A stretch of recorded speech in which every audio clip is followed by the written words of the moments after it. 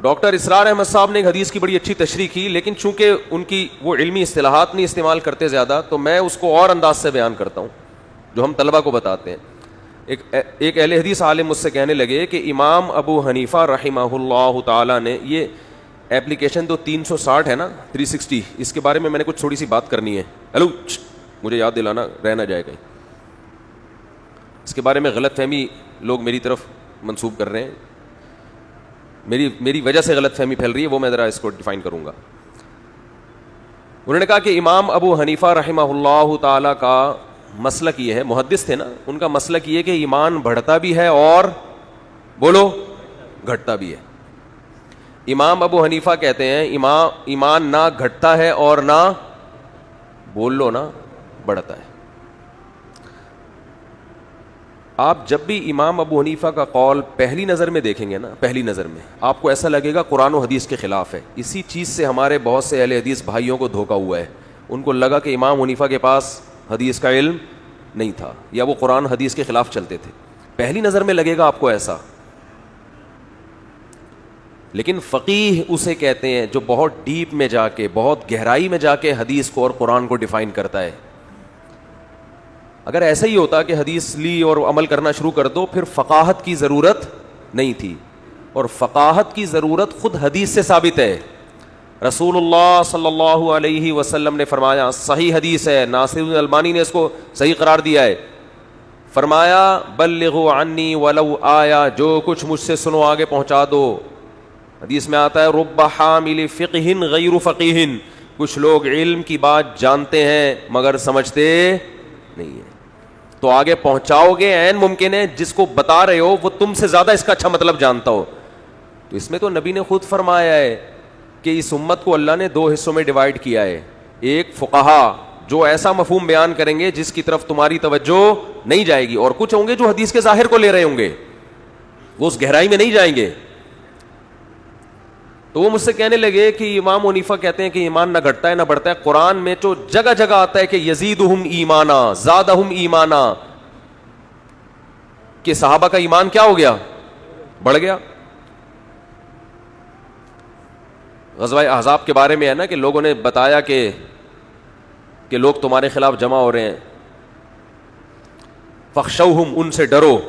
تو صحابہ بجائے ڈرنے کے, غزوہ احد میں ایسا ہوا تھا نا کہ تو فزادہم ایمانا, قرآن کہہ رہا ہے بجائے ڈرنے کے ان کا ایمان اور زیادہ بڑھ گیا. تو جگہ جگہ قرآن میں آتا ہے کہ جب ہماری آیات نیک بندوں پہ تلاوت کی جاتی ہیں تو ان کا ایمان بڑھ جاتا ہے.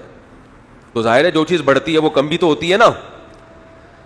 اور امام حنیفہ کہتے ہیں ایمان نہ گھٹتا ہے نہ بڑھتا ہے. تو آپ کو تو لگے گا یہ بالکل قرآن کے خلاف, ان کو تو پتہ ہی نہیں. جس کو اتنا نہ پتا ہو وہ مجتہد یا فقیہ یا امام تو دور کی بات, میرا خیال ہے یہ تو وہ تو اس کا مطلب انہوں نے ناظرہ قرآن بھی نہیں پڑھا, ابھی دیکھ کے بھی نہیں پڑھا ابھی تک. کتنی موٹی موٹی آیتیں ان کی نظر سے ہو جلیں. یہ وہی ہے جیسے ایک جماعت المسلمین والے نے کہا کہ قرآن میں تو لکھا ہے کہ مائیں اپنے بچوں کو 2 سال دودھ پلائیں گی, اور امام حنیفہ کہتے ہیں 2.5 سال. میں نے کہا یہ آیت 15ویں صدی میں آپ کو معلوم ہے جبکہ آپ پراپر عالم بھی نہیں ہو. تو امام ابو حنیفہ جو صحابہ کے شاگرد تھے, پوری زندگی قرآن و سنت میں لگا دی انہوں نے, ان کو اتنا بھی نہیں پتا ہوگا کہ قرآن کہہ رہا ہے کتنے سال ہے. یہ مجھے معلوم ہے آیت, آپ کو معلوم ہے. تو میں نے کہا اس کا مطلب پھر امام حنیفہ نہیں تھے, وہ تو اس سے تو ایک ہماری پہلی کلاس کا بچہ جس نے ناظرہ پڑھا ہوا ہو نا, ترجمہ پڑھا ہوا ہو, اس کو زیادہ آتا ہے اس کا مطلب. میں نے کہا امام ابو حنیفہ رحمہ اللہ تعالیٰ کو وہ آیت بھی آتی تھی جس سے 2 سال کا پتہ چل رہا ہے, وہ بھی آتی تھی جس سے 2.5 کا پتہ چل رہا ہے. آپ کو صرف یہ والی آتی ہے, وہ والی نہیں آتی. تو اس لیے وہ ابھی میرا ٹاپک نہیں ہے, وہ 2-2.5 سال وہ موضوع نہیں ہے. تو قرآن میں یہ جو آتا ہے نا کہ ایمان بڑھتا ہے ایمان گھٹتا ہے, امام حنیفہ کہتے ہیں اس سے مراد ہے ایمان کی کیفیات کا بڑھنا. اصل ایمان 100% یقین کا نام ہے. اگر وہ گھٹا تو 99% ہو جائے گا, اور 99% کا مطلب شک پیدا ہو گیا ہے. شک کی وجہ سے انسان اسلام سے خارج ہو جاتا ہے. آپ کو اللہ رسول پر ایمان 100% رکھنا ہے. اس میں اگر شک پیدا ہو گیا تو پھر یہ ایمان نہیں ہے. کیفیات بڑھتی بھی ہے گھٹتی بھی ہے.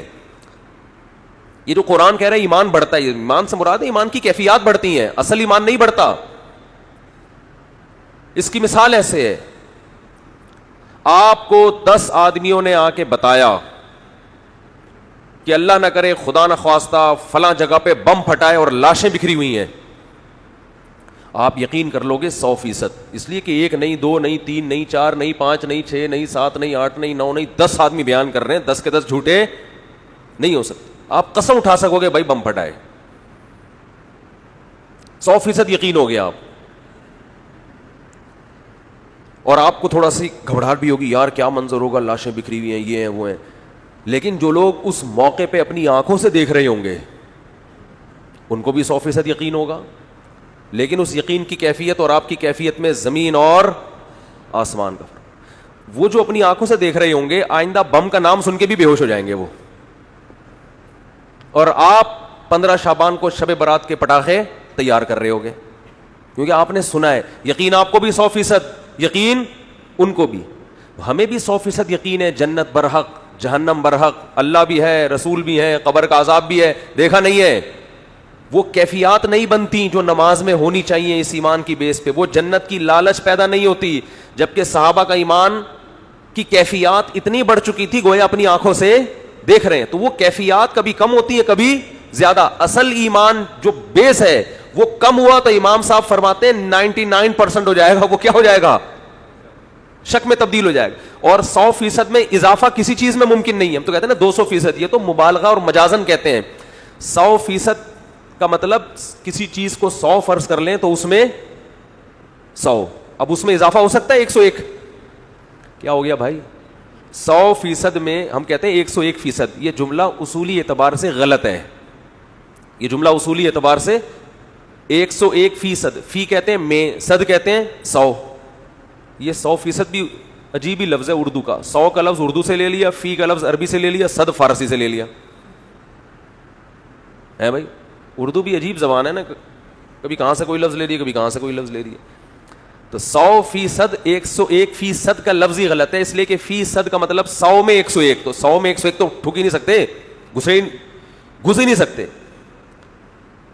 نہیں آئی بات. جیسے آپ تو ایسے 4 دیگیں ایک دیگ میں پکائی ہم نے, تو نہیں ہو سکتا بھائی. 4 دیگیں بھر کے ہم نے, فل بھر کے ہم نے ایک دیگ میں پکائی تو پک سکتی ہیں, یا تو وہ دیگ 4 دیگوں کے برابر ہوگی تو پکیں گی.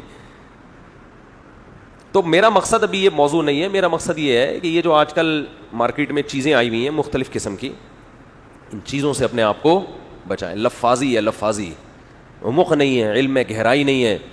تو آپ صلی اللہ علیہ وسلم نے فرمایا اللہ تعالیٰ علم کو علماء سے اٹھائے گا, افراد اٹھنا شروع ہو جائیں گے قرآن و سنت کو ڈیفائن کرنے والے, پھر پبلک گمراہ ہونا شروع ہوگی. پھر آپ نے فرمایا لوگ جاہلوں کو اپنا سردار بنا لیں گے, بابا بنائیں گے جاہلوں کو, اور کہیں گے ہمارا کوئی بابا نہیں ہے. حالانکہ تم نے علماء کو چھوڑ کر کس کو بابا بنا لیا, جو عالم ہی نہیں ہے. ان کو بابے بناؤ گے, کوئی پروفیسروں کو بنائے گا, کوئی جو ہے نا ڈاکٹروں کو بنائے گا, کوئی ایک صدر تھے ریٹائر ہوتے ہی تفسیر لکھ دی انہوں نے. ابے بھائی تمہارا کیا کام ہے تفسیر لکھنے کا؟